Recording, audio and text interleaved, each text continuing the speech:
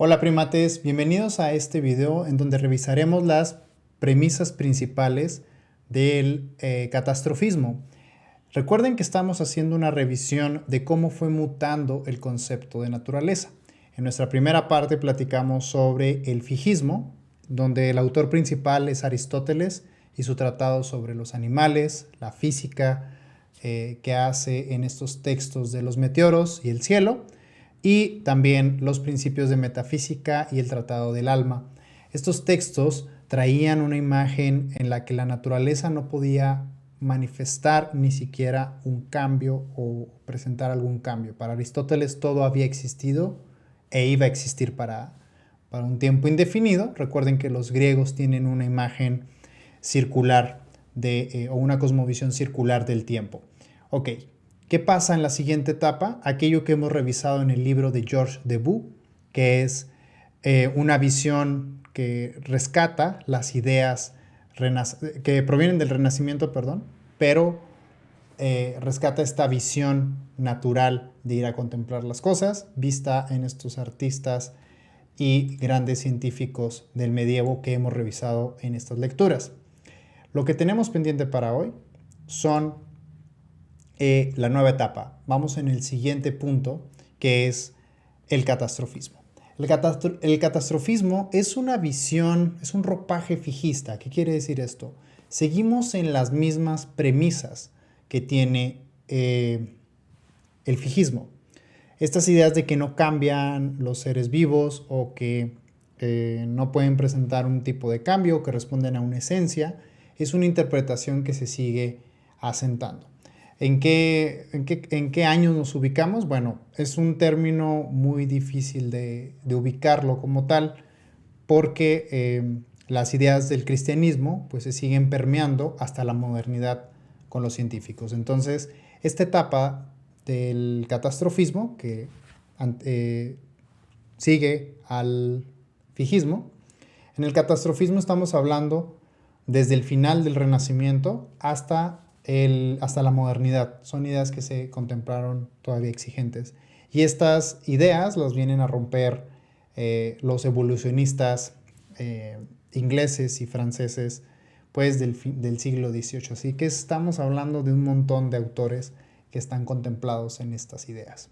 Vamos a revisarlos a cada uno de ellos, pero primero vamos a ver cuáles son los criterios de cada etapa. En esta etapa catastrofista, les digo lo mismo, es una idea fijista. Es un fijismo, pero con una característica muy peculiar, una característica judeocristiana. ¿Qué quiere decir esto? Bueno, lo primero que vamos a distinguir, si con los griegos hablábamos de que no había una noción de naturaleza, los griegos pensaban que la naturaleza en sí no era una entidad que pensar porque más bien es como una especie de fondo donde lo importante era el humano, aunque se destaca en los dioses o en algunas características de ciertos pueblos, como por ejemplo el mar y el comercio, los griegos no tienen una noción de que la naturaleza es un algo. Entonces, esto todavía se rescata, pero es reinterpretado por la visión del Renacimiento que hemos visto, pero también del cristianismo. Bueno, ¿qué características tiene? La primera es que a la gran cadena del ser, aquel artilugio que Aristóteles construyó, esta idea de que podemos poner a los seres más simples al inicio y los seres más complejos al final, pues se le añadió nuevos criterios. La gran cadena del ser sufre dos cambios. Para empezar, es una visión cristiana de la naturaleza, una cosmovisión que tiene un origen. La naturaleza es una creación de una deidad. Tiene un principio y esta imagen circular que habíamos construido con Aristóteles se pliega en una línea. Tiene un inicio y tiene un fin, lo que lo llaman el alfa y el omega. Hay un punto en donde la deidad crea la naturaleza y hay un punto en donde esta va a terminar. La gran cadena del ser ya juega con un criterio de temporalidad. ¿Okay? Y de extinción. El concepto de extinción es un concepto moderno. Sin embargo, los catastrofistas, estos naturalistas del siglo XIV, XV, XVI, etc., presentan una idea de que se encuentran seres que ya no viven, seres petrificados, lo que ahora sabemos que son fósiles, y estos fósiles o estos seres petrificados ya no existen en la actualidad. Lo que quiere decir es que pasan a desaparecer. Ok, por eso el catastrofista choca con la idea de extinción. No puede explicar cómo funciona la extinción, pero agrega esos eslabones perdidos. Bien, ¿qué es lo otro que sufre la cadena del ser, la gran cadena del ser? No solamente es la temporalidad, sino también los seres celestiales. Los seres celestiales son agregados a la gran cadena del ser. El punto central, como lo veíamos en el Renacimiento, era el humano. El humano o el hombre, como pues también desde esta interpretación masculina, pero el hombre es como la creación de creaciones o una afirmación de cómo es la naturaleza en términos totales. Entonces, la visión que se tiene acá es que no solamente la creación termina con los humanos, sino también con los demás seres que están descritos, sobre todo en la Divina Comedia, los querubines, los ángeles, etcétera, etcétera, hasta llegar al ser más supremo, que es la deidad, ¿no? Dios mismo. Entonces, esta es la característica. La gran cadena del ser no solamente juega con temporalidad, sino, o sea, es lineal ahora, sino ahora también se agregan estos seres celestiales. Y al ser la naturaleza una creación, entonces cobra el sentido de ir a estudiarla. La extinción como característica, imaginemos que la cadena de Aristóteles, la escala natural de Aristóteles, estos eslabones sean especies. La extinción sería que la pérdida, que desaparezcan ciertos eslabones de esa cadena. Hago una aclaración, el concepto eslabón perdido no es un concepto científico, es un concepto ahora pues, que sabemos que es falso. Ya lo veremos en el evolucionismo, qué es la extinción y por qué no se considera como científico decir eslabón perdido. Ok, bien, el punto regresando a la idea de la clase, el punto con la característica del catastrofismo es que la pregunta que se tiene en la boca de todo este tiempo es ¿cómo surge la desaparición de ciertos seres? Y la respuesta está en la Biblia. La Biblia tiene esta respuesta en que por ciertas tempestades estos seres vivos desaparecen. Si ustedes revisan el Antiguo Testamento, o sabemos del Antiguo Testamento como obra de un credo, es que hay catástrofes como las inundaciones, como plagas, como, no sé, hay muchísimas formas como de justificar que estos seres pues presentan una extinción como tal. Entonces, esto choca con la idea de que siempre va a haber los mismos seres, digo, porque sí tienden a desaparecer algunos, pero más bien, pues todos los seres que conocemos actualmente, se sigue respetando esta premisa de todos los seres que conocemos actualmente son los mismos que han existido siempre. Entonces, esa es la característica del catastrofismo. Es un fijismo jugando con la idea de extinción y temporalidad.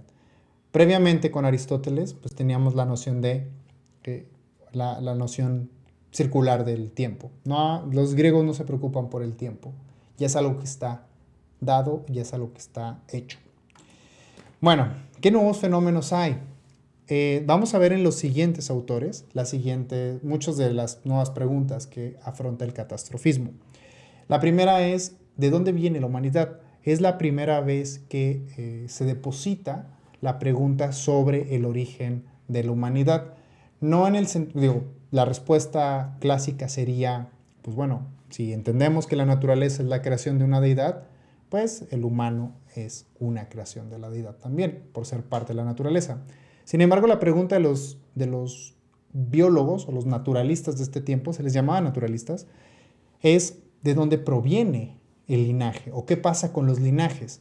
¿Tenemos un linaje común? O sea, ¿viene de un linaje del cual descienden todos? ¿O son ciertos linajes los que los están componiendo? Esas son las preguntas que tienen en la cabeza muchos de los autores que vamos a revisar. También surge por primera vez lo que es la eugenesia. hay dos teorías que reinan la mente de estos autores, que es la teoría de la degeneración y la otra es la teoría de la pureza de los linajes. ¿Qué quiere decir esto? Muy similar a lo que pensaban muchos de los reyes en épocas feudales, donde pues, los ciertos linajes se tienen que conservar y por eso la reproducción tiene que ser endogámica, es decir, hacia adentro del grupo. Por eso los matrimonios que se hacían o que se pactaban pues eran entre pues, personas del mismo, de la misma clase social. Entonces aquí surge por primera vez la explicación a este tipo de pautas, creyendo, una cosa que ahora sabemos que es equivocada gracias a la teoría evolutiva, es que la teoría de la degeneración dice que un cierto ser, según sus reproducciones, pues puede perder capacidades. Es como si se desgastara cada reproducción que se hiciera. Esta idea la podemos pensar, muchas personas creen que los perros de raza funcionan, que si reproducen un perro, pues el perro mestizo, el perro callejero, que es una mezcla de mezclas, pues no es puro.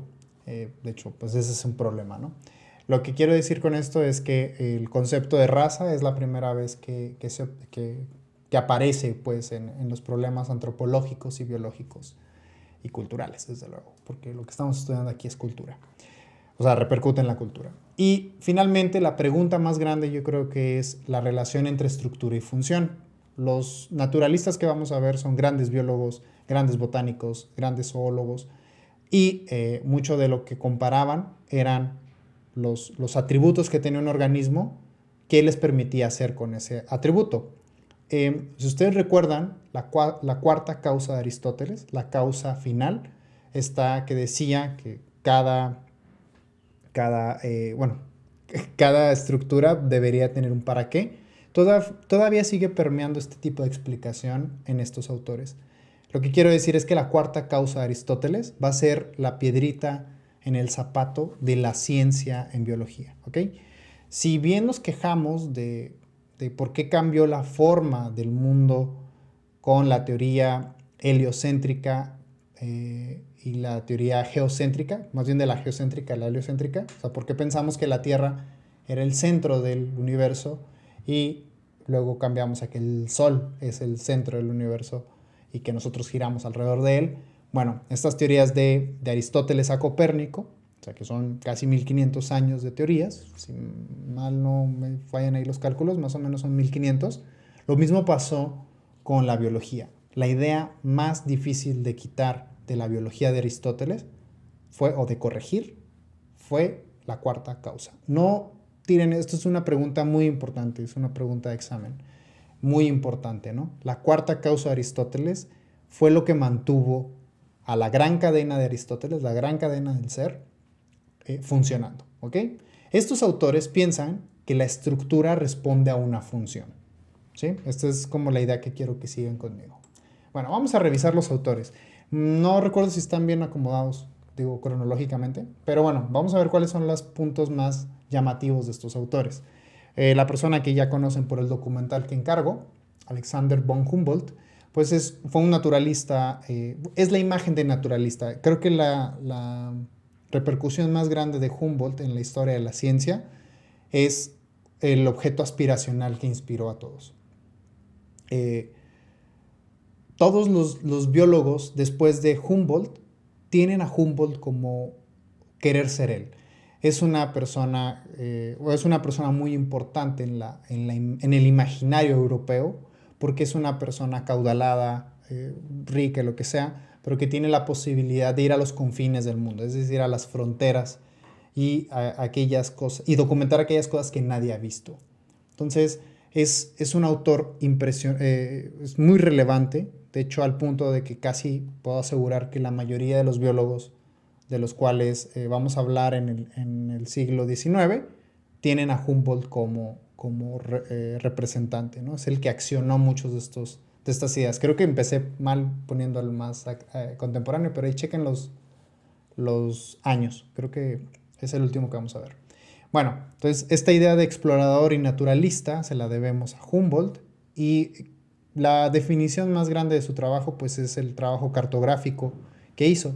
Sin embargo, las metodologías que Humboldt realizaba se asemejan muchísimo a las teorías antropológicas actuales. Es decir, Humboldt no solamente hacía cartografía, sino también platicaba con quienes habitaban cerca de esos lugares, incluso hacía tratos con esas personas para que los llevaran por estos lugares que nadie quería ver. Entonces, todo el cono sur de América y México sobre todo, se lo debemos a la documentación de Alexander von Humboldt.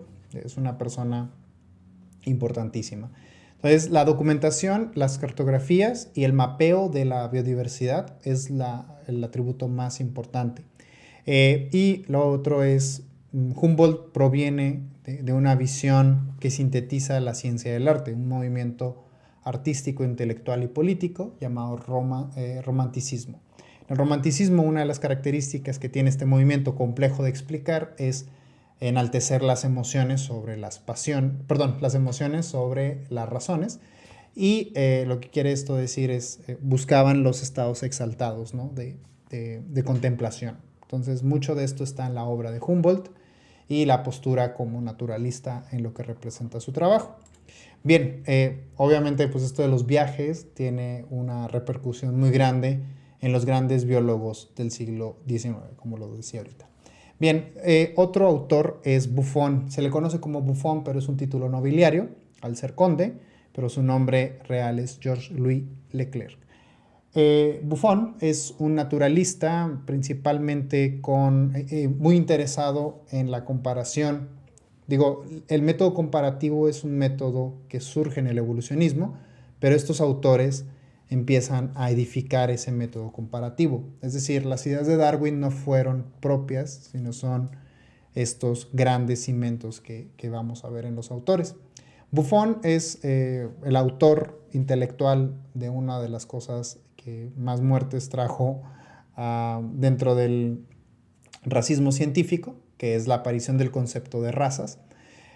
Al documentar y extender el entendimiento de lo que era el mundo y las nuevas características, tanto lo que pasaba acá en la Nueva España y todo esto, pues documentaban una variabilidad del humano. ¿Qué quiere decir esto? Pues que el humano no tiene una forma única, no son iguales en todos los contextos, y lo que muchos autores interpretaban es que esta idea de la aparición de razas tenía que ver con una pureza de rasgos, como lo que les decía ahorita. La idea de la teoría de la degeneración es la justificación biológica, entre comillas. Hoy sabemos que es equivocado y repito, la raza no es un concepto científico actualmente, es un concepto ideológico, lo vemos en ideologías que tienen un desconocimiento de cómo funciona.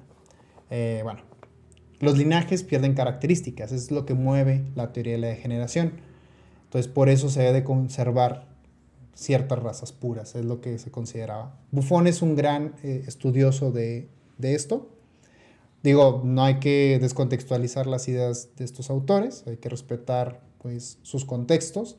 Y bueno, esto es lo que se tenía un poco en mente. Buffon es el primer naturalista que tuvo acceso a huesos de simios. Recuerden que uno de los continentes más difíciles de explorar pues, es África.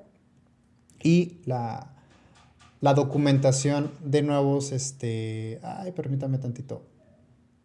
Bueno, voy a poner pausa en esto y luego ahorita continuamos.